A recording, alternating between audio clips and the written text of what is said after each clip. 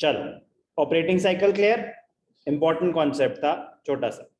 Now non current liabilities हम already कर चुके हैं, नेक्स्ट है current liabilities. Interesting, major head current liabilities, चार सब हेड्स क्या हैं? Short term borrowings, trade payables, other current liabilities और short term provisions.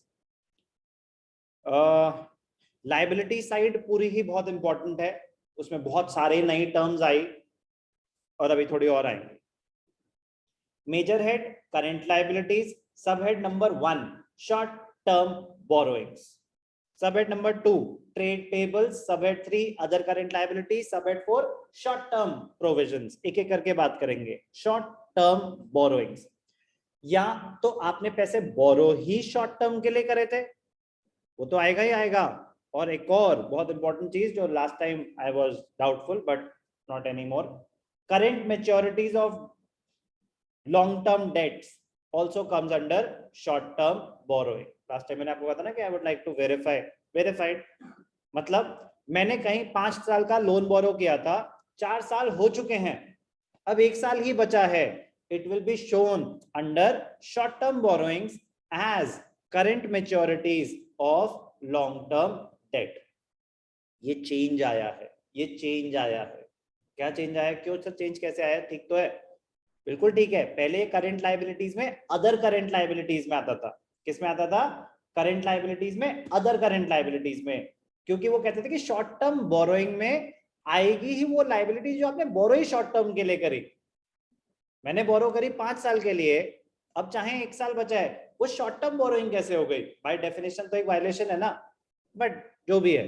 Now the current rule is current maturity of long term date. आपने कोई long term loan borrow किया था जो अब 1 साल के अंदर अंदर पेबल है, it will be shown under current liabilities, okay, but under the subhead short term borrowings. तो शॉर्ट टर्म बोरोइंग्स में मेजरली क्या आती हैं? जो आपने बोरो ही शॉर्ट टर्म के लिए करे। उसके अलावा एक इंटरेस्टिंग आइटम, जो बोरो तो लॉन्ग टर्म के लिए किए थे बट अब 1 साल ही बचा है, 1 साल के अंदर अंदर पे करना है, जो 1 साल विद रिपोर्टिंग डेट के, जो भी आप बैलेंस शीट बना रहे हैं उसके विद इन 1 ईयर पे करना है। Short term borrowings, loans repayable on demand, क्या आपने लोन बोरो किए हुए हैं जो जब भी वो पैसे मांगने आएंगे आपको देने पड़ेंगे, तो it is a short term borrowing. Bank overdraft facility given by the bank, CC cash credit from the bank, ये सब शॉर्ट टर्म बोरोइंग्स होती है। Important, current maturities of long term debt, already explain, वहां पे भी explain कर दिया था। Loans from other parties to be paid within 12 months। Deposits, अभी ध्यान से देखना, इंटरेस्टिंग पॉइंट है। एक होता है पब्लिक डिपॉजिट्स, अगर पब्लिक डिपॉजिट्स लिखा हो तो लॉन्ग टर्म बोरोइंग में दिखाना, अगर सिर्फ डिपॉजिट लिखा हो और लाइबिलिटी की बात हो रही है, अभी एसेट्स में भी आएंगे डिपॉजिट, तो सिर्फ डिपॉजिट लिखा है सर, हमें सपने थोड़ी ना आएंगे कि हमने ये लाइबिलिटी है एसेट, तो यस कुछ ऐसे कंट्रोवर्शियल एरियाज आएंगे जहां पे आपको नोट देना पड़ेगा। लेकिन मैं कह रहा हूं कि अगर ये स्पेसिफाइड है कि वो लाइबिलिटी है, तो public deposit long term borrowing है, सिर्फ डिपॉजिट शॉर्ट टर्म बोरोइंग है, be careful. Other loans and advances, nature to be specified, तो सर ये तो लॉन्ग टर्म बोरोइंग में भी था, अदर लोन्स एंड एडवांसेस, तो ऑब्वियस सी बात है ना कि पेबल विद इन 12 months तो वो शॉर्ट टर्म बोरोइंग में आ जाएगा, और पेबल आफ्टर 12 months वो लॉन्ग टर्म बोरोइंग में आ जाएगा। ये कौन से लोन्स एंड एडवांसेस है? जो लोगों ने हमें दे रखे हैं, सो बी केयरफुल। ऐसे लोन्स एंड एडवांसेस भी आएंगे जो हमने लोगों को दे रखे हैं, वो हमारा एसेट होगा। तो short term borrowings, loans repayable on demand, bank overdraft, cash credit, current maturities of long term date, इसकी कहानी मैं आपको ऑलरेडी एक्सप्लेन कर चुका हूं।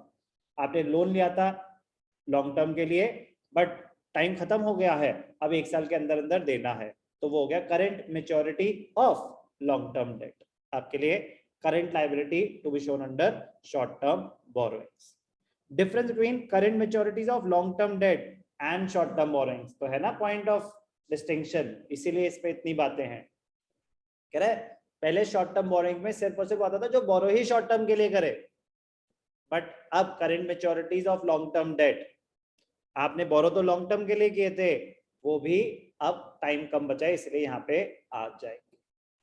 Current maturity of long term debt will be shown under short term borrowings. Clear है? Short term borrowings. चल सकते हैं आगे। Next subhead trade payables. Simple, इसमें बस आपको क्या पता होना चाहिए? क्रेडिटर्स एंड बिल्स पेबल, बस सिंपल। बट सर क्रेडिटर्स और बिल्स पेबल तो वहां पे भी थे अदर लॉन्ग टर्म लायबिलिटीज में। तो बताया था आपको कि अगर स्पेसिफाइड हो कि that they are to be paid in more than 1 year तो नॉन करेंट माने जाएंगे। बट अगर सिर्फ लिखा है creditors 50,000, bills payable 50,000, trade payable 50,000, कुछ मेंशन नहीं है उनका नेचर, टाइम पीरियड कुछ मेंशन नहीं है, तो वो करेंट लायबिलिटीज मानी जाएंगी। ओके। सबसे इंटरेस्टिंग अदर करेंट लायबिलिटीज। अब आएगा असली मजा, ध्यान से देखना एक एक करके। Other current liabilities, short term borrowings done, trade payables done, other current liabilities, interest accrued but not due, interest accrued and due on borrowings. ध्यान से देखना, interest accrued but not due, interest accrued and due on borrowings. दोनों ही current liability. क्या meaning से क्या फर्क पड़ता है? दोनों ही current liability, other current liabilities. कोई टेंशन है क्या? तो आंसर तो गलत नहीं हो सकता, क्योंकि मेजर हेड करंट लायबिलिटीज, सब head other current liabilities. But काश जिंदगी सिर्फ क्वेश्चन आंसर फॉर्म में ही होती। कोई पूछेगा फर्क क्या होता है? अरे कोई फर्क नहीं, दोनों सेम जगह जाते हैं। नहीं बेटा, फर्क है। Interest accrued but not due, interest accrued and due. 2 minute की कहानी। मैंने बैंक से लोन बोरो किया हुआ है and interest is to be paid annually. मैंने बैंक से लोन बोरो किया हुआ है, interest is to be paid annually. 1 जुलाई को लोन बोरो किया था, तो 1 जुलाई को इंटरेस्ट पे होगा अगले साल। 1 जुलाई 2021 को लोन बोरो किया था, interest is to be paid annually, तो 1 जुलाई 2022 को देना है। तो 31 मार्च 2022 को बुक्स क्लोज हो रही है। अक्रूवल बेसिस ऑफ अकाउंटिंग से बुक्स बनती हैं। 9 महीने पैसा यूज कर चुके हो, death executors loan account, payment तो 3 महीने बाद होनी है। अप्रैल मई जून 3 महीने और बचे हैं अभी। 1 जुलाई को पेमेंट होनी है, बट 9 मंथ्स का इंटरेस्ट अक्रू हो चुका है क्या? यस और नो? ऑनलाइन।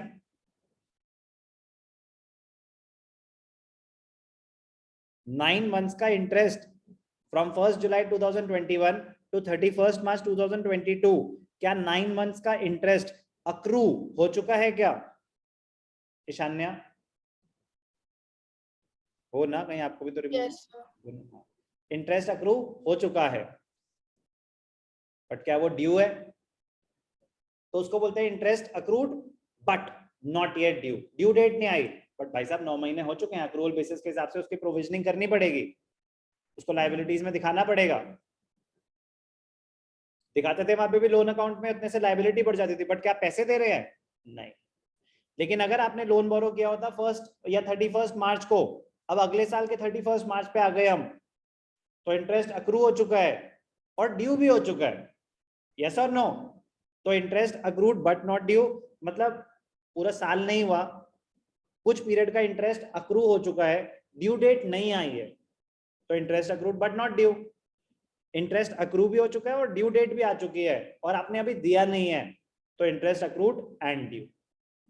दोनों ही current liability shown under other current liabilities. Income received in advance, तो ये तो चलो भाई इतने टाइम बाद कोई तो ऐसा आइटम आया जो हमने पहले सुना हुआ है 11th में। क्या बोलते हैं इसको? Unearned income. Income received in advance, काम किया नहीं, पैसे पहले मिल गए, तो कहां शो करेंगे? Current liabilities, other current liabilities. Unpaid dividend important है। Unpaid dividend also known as dividend payable. Dividend payable, company dividend announce कर चुकी है, डिक्लेयर कर चुकी है, बट अभी सबको मिला नहीं है, तो करंट लायबिलिटी होती है बैंक की, और कंपनी के लिए करंट लायबिलिटी होती है। Unpaid dividends are dividends declared but they remain unclaimed by shareholders. मतलब कुछ लोगों के अकाउंट में भी पैसे ट्रांसफर नहीं हुए। ऐसा नहीं होता कि आपको कंपनी जाके पैसे लेने होते हैं, कुछ कुछ का होता है ना कि अकाउंट मिसमैच आ रहा है, कुछ भी due to whatever reason dividend declare हो चुका है बट शेयर होल्डर के अकाउंट में पैसा ट्रांसफर नहीं हुआ है, it is a current liability. Excess application money refundable and interest accrued thereon. Application money pending allotment, तो ये वो वाली एप्लीकेशन मनी जहां डिसाइड हो चुका है कि भाई साहब आपको कुछ नहीं मिलने वाला, आपको आपके पैसे ही वापस मिलेंगे. क्लियर? तो share application money pending allotment में इक्विटी में शेयर होल्डर्स फंड्स के नीचे जो शो करते हैं वो होता है कि हाँ आपको शेयर्स मिलेंगे, डिसाइडेड है, बट अभी अलॉटमेंट प्रोसेस कंप्लीट नहीं हुआ है, मिल जाएंगे.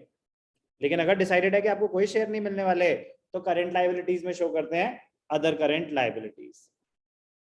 Unpaid matured deposits and interest accrued thereon. आपने लोगों से पब्लिक डिपॉजिट ले रखे थे या डिपॉजिट ले रखे थे, अब वो मैच्योर हो चुके हैं, वो टाइम पीरियड खत्म हो चुका है, अब ड्यू है, तो वो कहां जाते हैं? Other current liabilities. मैंने लोगों से पैसा ले रखा था पब्लिक डिपॉजिट 5 साल का, 5 साल हो चुके हैं खत्म, अब पेबल है इमीडिएटली, तो कहां जाता है? अदर करंट लायबिलिटीज में. क्या वो लॉन्ग टर्म बोरोइंग है? क्या वो शॉर्ट टर्म बोरोइंग है to be paid within 12 months? No, now 12 months period ही खत्म हो चुका है, अब वो कहां जाएगा? Other current liabilities. Due date निकल चुकी है अगर, तो उसको बोलते हैं मैच्योर्ड डिपॉजिट्स. आपने लोगों से पैसे बोरो किए हुए थे, टाइम पीरियड elapse हो चुका है, पैसे दे दो इनको. बात समझ आई? ऐसी unpaid matured debentures, time period elapse हो चुका है, पेमेंट ड्यू हो चुकी है. कॉल्स इन एडवांस, आपको तब भी बताया था कि कॉल्स इन एडवांस, कि अगर किसी ने एडवांस में पैसे दे दिए तो it is a current liability. Share capital में नहीं आता, इकलौता आइटम है जो शेयर से रिलेटेड है बट शेयर कैपिटल में नहीं आता. अदरवाइज सब कुछ, चाहे वो फॉरफीचर हो, चाहे वो कॉल्स इन एरियर्स हो, सब शेयर कैपिटल के अंडर ही आता है. कॉल्स इन एडवांस है जो पैसे तो मिल गए बट शेयर कैपिटल के अंडर नहीं आता, शेयर से रिलेटेड ही पैसे हैं बट लाइब क्यों? क्योंकि भाई साहब मैंने तो नहीं मांगे थे, तो मैं कैपिटल तो अभी क्रेडिट नहीं करने वाला इतने से, लाइबिलिटी है मेरी. Calls in advance other liabilities में दिखाऊंगा, अदर करंट लाइबिलिटीज.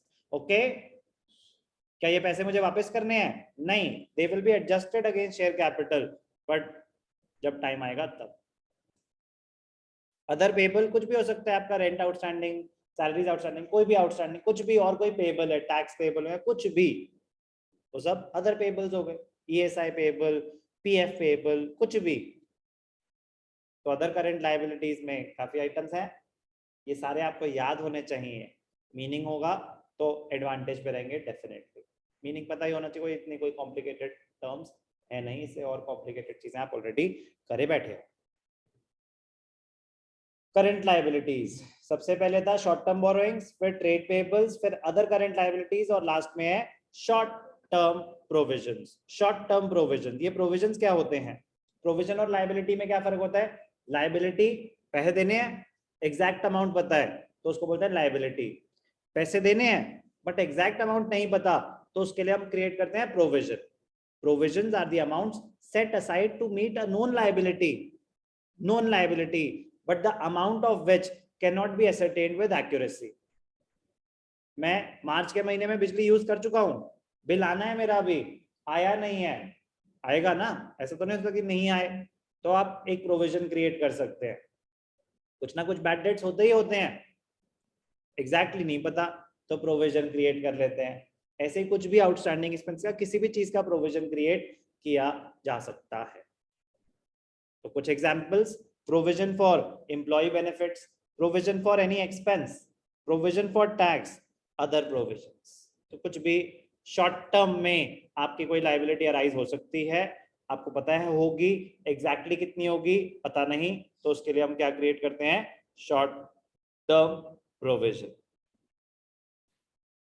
देखा देखा सा नाम लग रहा है.